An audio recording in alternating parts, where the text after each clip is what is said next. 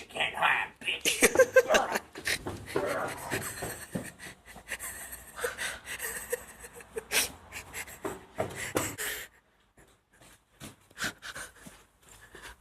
I'm coming to find you, bitch.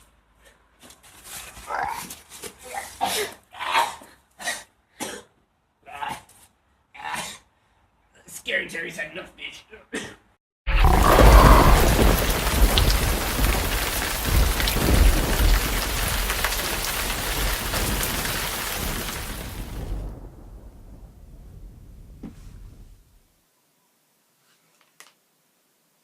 Hello there, mysterious demon behind the screen, and happy Halloween to you.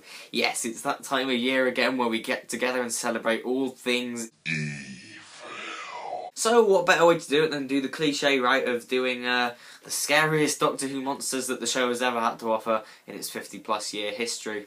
Wow, this is really cheap. I got this from Poundland. Anyone else reminded of that Killers video with this? Yeah. Huh. Anyway, yes, the scariest Doctor Who monsters. Now, I think we can all know the scariest monster that the show has ever graced us is, of course...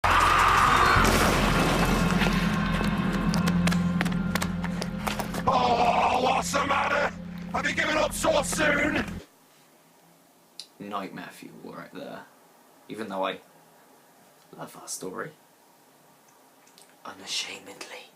May as well get my personal scariest monster out of the way, because it's all subjective, of course. But my personal scariest monster, the Flood.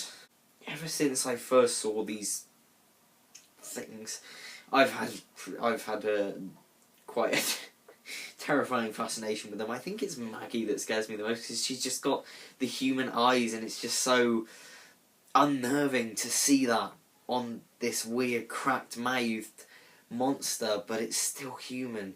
But they're all just terrifying. I just remember absolutely crapping myself watching Waters of Mars, and when Andy gets infected and Maggie's going up to him, she's going to touch him, and he just turns around and goes "Roar!" and just...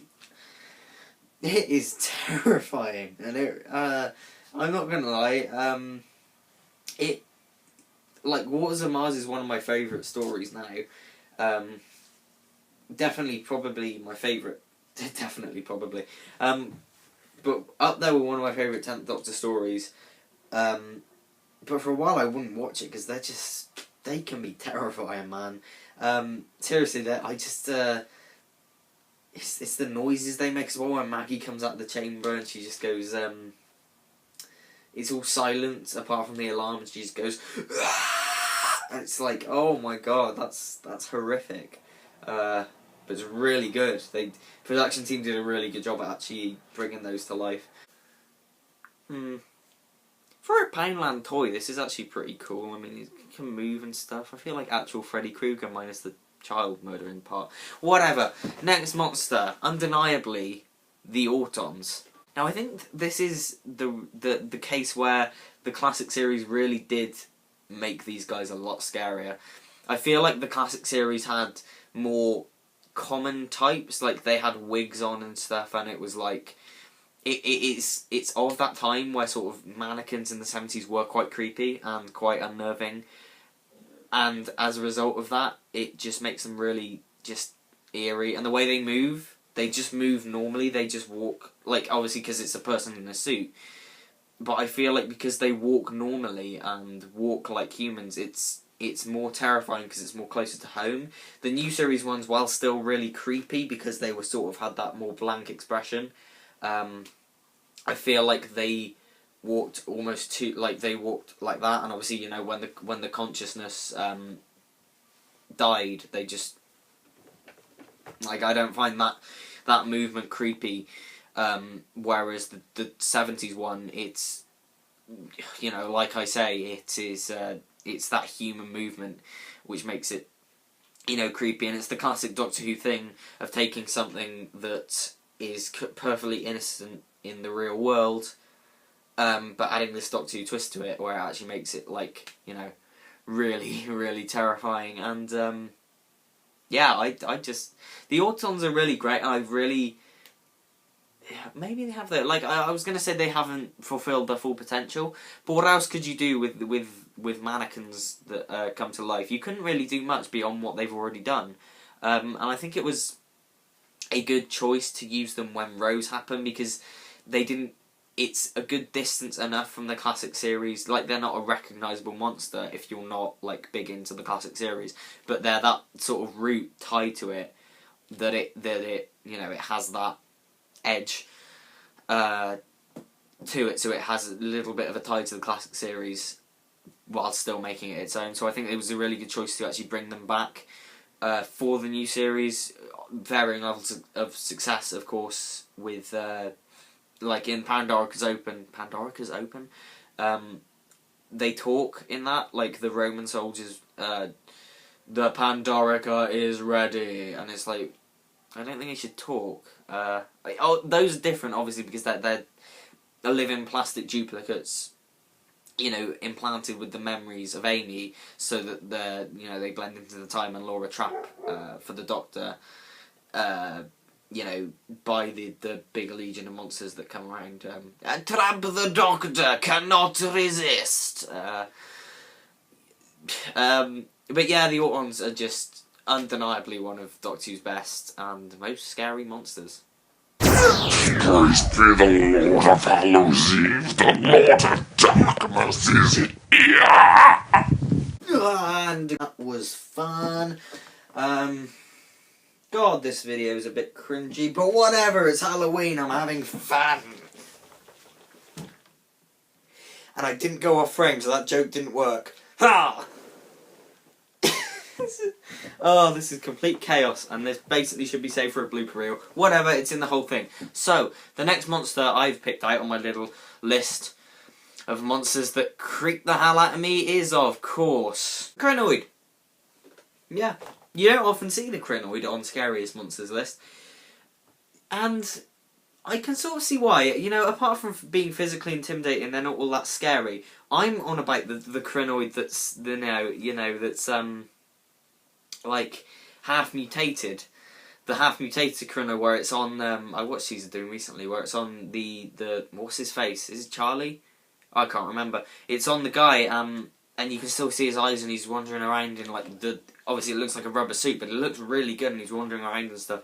That really is unnerving, and pretty good for the time, because it really sets you on edge, and it's quite unnerving. Like I say, not in the classic sense, but I feel like to show that to a kid, they'd be pretty terrified. So, that's why the Crinoid are on here. Plus the fact when they go huge at the end, it's pretty physically intimidating. So, what is this, fourth monster? Are you my mummy? Are you? Yeah. The gas mask children are terrifying. There's no way around it. They're terrifying. It's the fact that the gas mask in general, when you see photos of gas masks in World War II and they look like that, it's pretty scary. It's undenying it. It's quite terrifying. And it's the silhouette more than anything. Like the first time you see him, you just hear "Mommy," and then it cuts to the door. And there's just this silhouette, and it's at a Dutch angle, and the shot's positioned like that, going up the hall, and the silhouette's coming towards the door. It's like great directing, because it's chilling. It really is, and the fact it uses so many different, like, apart from the appearance, it uses so many different techniques to actually make it more scary than it would be. Like that scene where the tape stops. But the scene carries on, and it's a Moffat technique he's used before. But the scene carries on, and the tape stops, and the Doctor just goes, "The tape stopped 30 seconds ago," and they all look to the left, and he's there, and the child's pointing to them, and it's like, it's a jumpy moment, but it's scary, and it's great. And the fact that I feel like this doesn't necessarily add to its scariness, but I think it adds to its strength as a monster that's got a human backstory, like the whole Was it nanogenes? Yeah, nanogenes. It's having that human connection, and having it to Nancy makes it very, how to put this, very poignant at the end when it's all resolved and everybody lives, of course. But I feel like that adds to the strength of this monster, that at the end we're wanting it to become human again. We're wanting it to succeed because of Nancy as a mother, and that whole character arc is written just spot on, absolutely spot on. So, and the story is a masterpiece. Of course, it's The Empty Child. But yeah, it's great, and that gas mask zombie haunts dreams forever. Zygons, because shape-shifting into your loved ones is creepy as hell. I mean, they're more scary in the classic series, I think. Not only because the new series suits look a bit dopey at some points at the eyes, they're just going, that's scary enough for Halloween, that image that I just left you with. But, in the classic series they've got those blank expressions, and they sneak up on you, and they're menacing, and they're got low voices, and it's quite unnerving. Obviously, in Terror for the Zygons, Harry shapeshift into Harry briefly, so it's got that as well. But although I think if you had the classic series designs even though I like the new series designs as well because they're basically the same, if you had the classic series designs in a more new series setting and what they do in the new series, what we've had with them, like that soldier with his mother, it preys on that a lot. Like that whole scene is amazing because it's like, you're not my mom, and she's just like, you're going to kill me, aren't you? And she just closes her eyes and braces it, and then he can't do it. Obviously, there's Igons. He walks in, that's him gone, and it's that cunning and that wit that makes them such a devious threat that the Doctor has to deal with, and they should have appeared in Doctor Who more times than they should have by now. And I think it's just criminal that the Zygons haven't, because they are truly brilliant monsters. This video's getting a little too long now, but I'm going to mention these last two anyway. Of course, the Weeping Angels has to be in here. They terrified me when I was a kid. Of course they did. Not so much now, mainly because I think their whole thing is sort of jump scares. And after a while, I think, first of all, Blink is a masterpiece. No denying that. It's a masterpiece, but once you've watched it enough, you can predict when the jumps are going to happen, so it's not as, impactful. Second of all, they've been overused, for one, which doesn't help at all. Third of all, apart from the expression and how they can creep up on you, it isn't as scary as a concept as you think when you first see that story. But, the Weeping Angels are terrifying. They really are. I just think it's a combination of those factors that don't make them the scariest for me. Although at a time, maybe like 10 years ago, they probably would have been, if I'm being brutally honest. And last of all, one that completely messed me up when I was young. Don't turn around, Toby. One look and you will die. Don't look at me.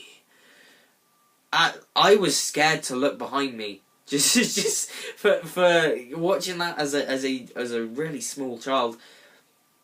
Looking behind me was a challenge for a long while, because I honestly thought I was gonna get possessed and turn into this weird marking Toby's Egg creature. He scared me anyway because the white eyes contrasted at all that, and when he's staring at is it Ida, or is Ida the one that dies earlier? Either way, staring at the woman through the glass in space, he just goes like that, and it's such a sinister moment. Yeah, that's a masterpiece of a story, and I just that whole monster. I feel like in that story anyway, it is terrifying because it's the Doctor up against the devil. It is any religious belief about what the devil is, any non-religious belief about whatever pure evil in this world it is the Doctor up against the embodiment of that. And when he says like, I have many names, Satan and like the devil, and it's you just think, oh my god, it's the Doctor up against the most famous evil around the world. That is terrifying, and it is. So yeah, what are your scariest Doctor Who monsters? What are your favourite Halloween moments from anything in the world? Do you think Doctor Who should do a Halloween special? Because it's never done one, and I think it probably should. Does that bit from The Chase count, though, when they just randomly land in a fake haunted house? Because I remember watching that and loving it for how weird it is.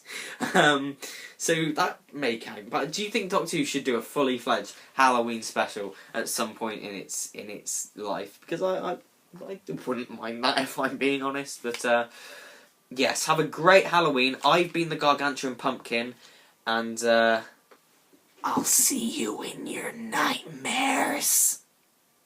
Not really. I'll just see you whenever I upload next, to be honest. So, yes. Have a good one, and take care now. I'm going to take this glove off, because my hand is very warm.